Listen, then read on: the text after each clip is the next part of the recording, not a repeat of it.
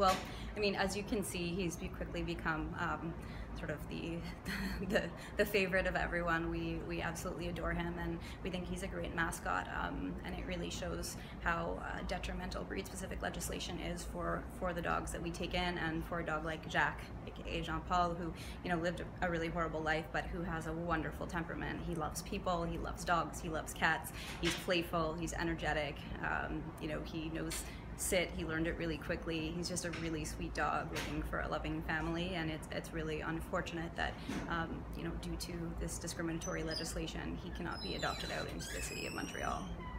So, I mean, we always know every year during the moving day season, which for us actually starts in May and ends in September, we always plan knowing that we're going to take in at least 3 times the number of animals that we normally get.